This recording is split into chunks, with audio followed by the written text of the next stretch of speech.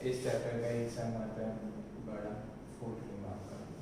Consignment का मतलब इतना ही होता है कि मैं मेन डीलर हूँ, मैंने बीच में कमीशन एजेंट को हायर किया, उसको बोला मैं तेरे को गुड्स भेजता हूँ तो गुड्स सेल कर।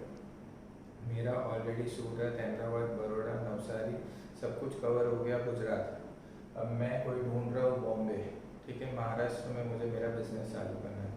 तो मैंने एक एजेंट को हायर किया, बोला मेरा बिजनेस पूरा बॉम्बे में बढ़ाना है, ठीक।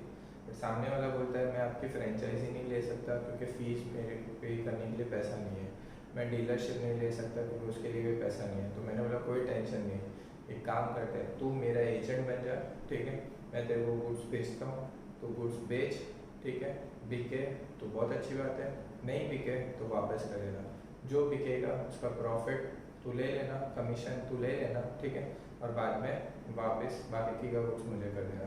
यहाँ से भेजने का खर्चा भी मेरा, फिर गुड्स तेरे तक पहुँचते फिर वहाँ से बेचने का खर्चा जो पड़ेगा वो भी मेरा, ठीक है। अल्टीमेटली तुझे क्या करना है, जो भी बिकेगा उसका कमीशन दे देना, समझ में आया।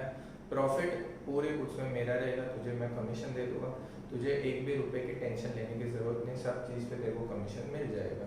डन।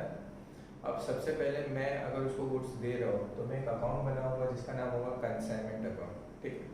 अब मैं उसको गुड्स दे रहा हूँ तो एक्चुअल में उस अकाउंट के अंदर में तो गुड्स आ रहे हैं, तो ये कंसाइनमेंट अकाउंट ट्रेडिंग और P&L का कॉम्बिनेशन है। गुड्स कम्स इन इधर, गुड्स सेल हुए तो इधर, खर्चा हुआ तो इधर, इनकम हुई तो इधर, ठीक है, ओपनिंग स्टॉक है तो इधर, क्लोजिंग स्टॉक है तो इधर, समझ में आया। प्रॉफिट हुआ तो इधर, लॉस हुआ तो इधर। कमीशन भी अगर उसको दे रहे हैं तो बिजनेस के लिए तो खर्चा है तो इधर, और अगर कमीशन किसी से मिल रहा है, इनकम हो रही है तो इधर। तो जब मैं पहली बार उसको गुड्स भेजूंगा तो उसका नाम बन जाएगा to goods sent on consignment account. ये गुड्स क्या हो गए, इन शॉर्ट परचेज हो गए। फिर मैं यहाँ से गुड्स डिलीवर करूँगा तो मेरे लिए बहुत सारे एक्सपेंस हो गए, तो मैं एक्सपेंस का नाम नहीं लिखूँगा, मैं यहाँ पे लिखूँगा कैश अकाउंट, ये मैं खुद ही बना रहा हूँ। और जो भी कैश अकाउंट के अंदर में एक्सपेंस आएंगे 1 2 3 सैलरी वेजेस जो भी वो यहाँ आते हैं। अब कंसाइनी ने गुड्स छुड़वाए और फिर बाद में सेल करेगा, तो कंसाइनी जो भी खर्चा करेगा उसमें कंसाइनी का नाम आएगा, फिर तीनों उसके खर्चे आएंगे। अगर कंसाइनी को हमने, ठीक है, एक यहाँ पे एक खर्चा बिल्स रिसीवेबल का आता है, मैंने कंसाइनी को 5 लाख रुपए के गुड्स दे दिए, तो मैंने बोला यार ये गुड्स का पैसा अगर शायद आया ही नहीं है, कुछ प्रॉब्लम आ गया, तो मैंने 2 लाख रुपए से उसका बिल मंगवा लिया। तो बिल 2 महीने बाद का है, क्यों, क्योंकि उसको गुड्स बेचने में टाइम लगेगा।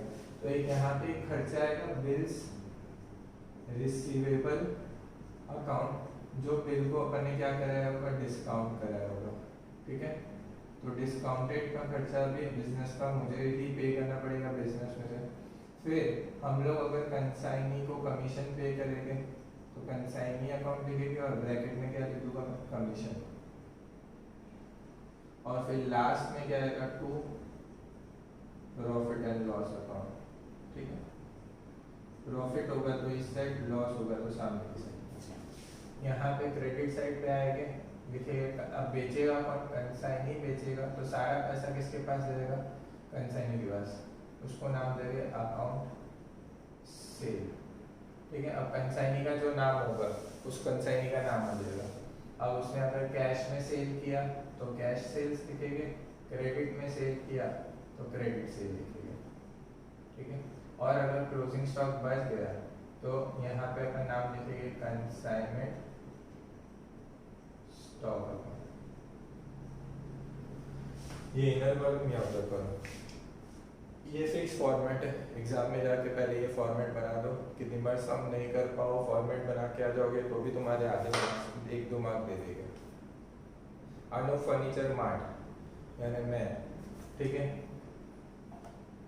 सेंड 40 कबर्ड, मैंने बॉम्बे वाले को 40 कबर्ड भेजे, एक कबर्ड 4000 रुपये का, तो मैंने यहाँ पे 40 × 4 टोटल कितने के गुड्स भेज दिए, उसको कबर्ड भेज दिए 1,60,000 के। ये गुड्स आ गया, किसके पास आ गया, इसके पास में कंसाइनमेंट भेज दिया पवार ब्रदर्स ऑफ बॉम्बे, ठीक है।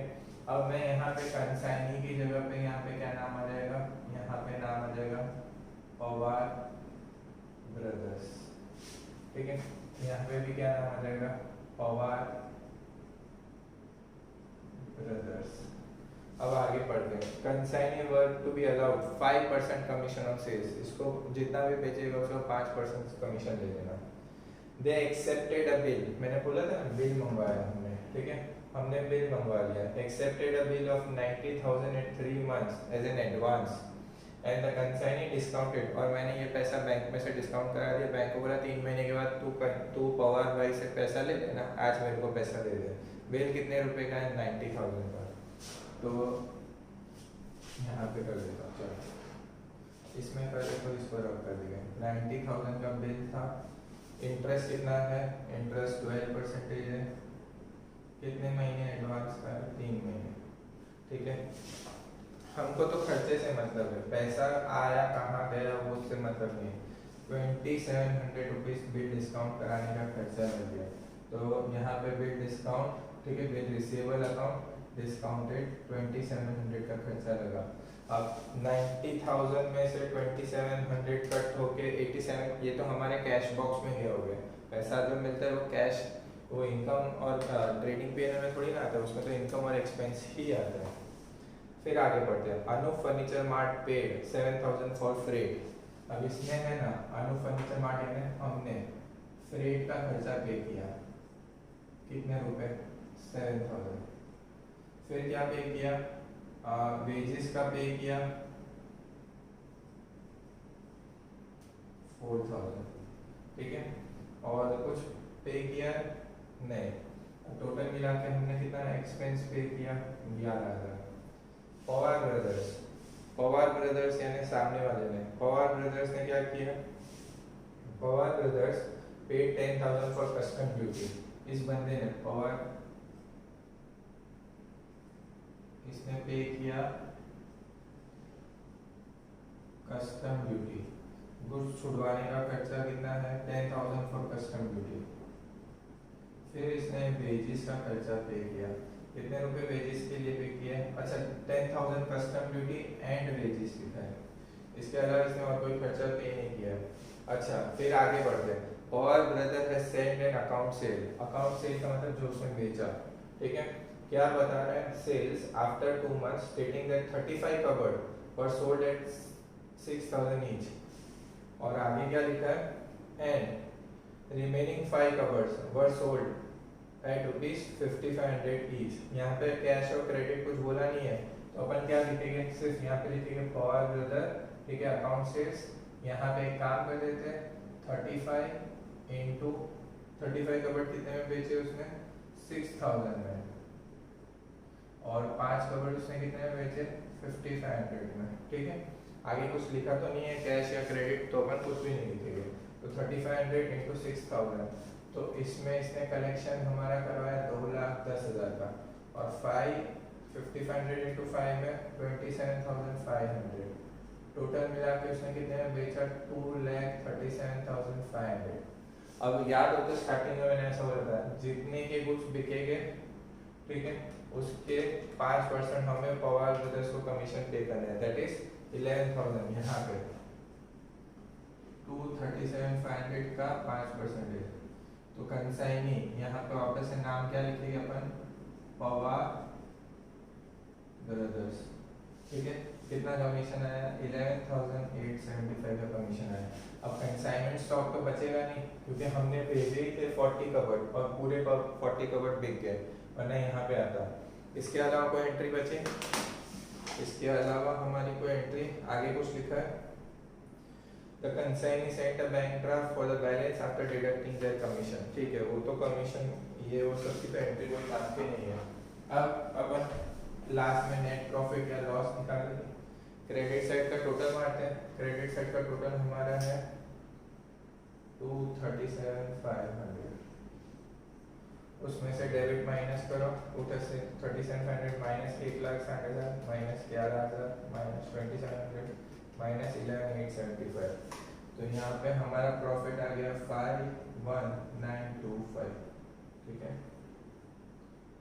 237,500, ये हमारा प्रॉफिट एंड लॉस का प्रॉफिट आ गया, ठीक है। अब इसके बाद हम लोग को एक और अकाउंट बनाने के लिए बोलेंगे, एक मिनट, कोई और एंट्री देंगे, ओ ये 10,000 की एंट्री आउटर कॉलम में लिखनी थी और कोई खर्चा है ही नहीं इसका, तो 10,000, तो ये हो जाएगा 41,925, राइट। हाँ, अब अपन इसके बाद बनाएंगे किसका अकाउंट, कंसाइनी अकाउंट। चलो रुक जाओ देखते हैं।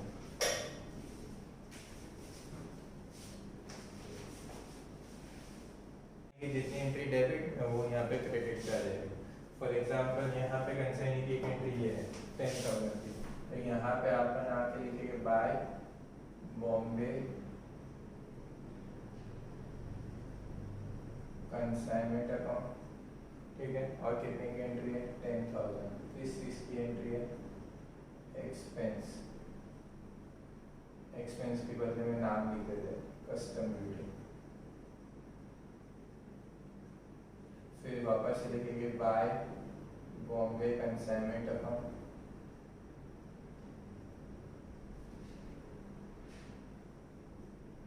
ब्रैकेट दूसरा कमीशन,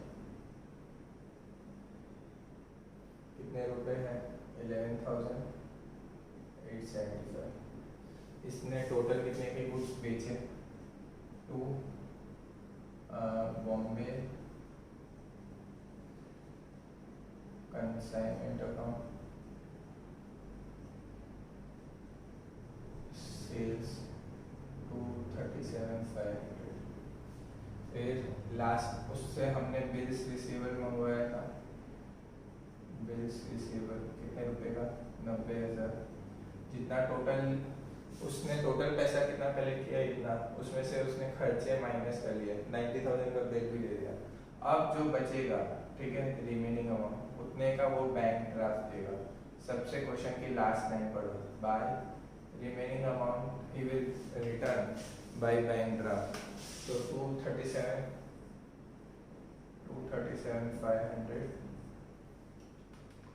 माइनस 10,000 माइनस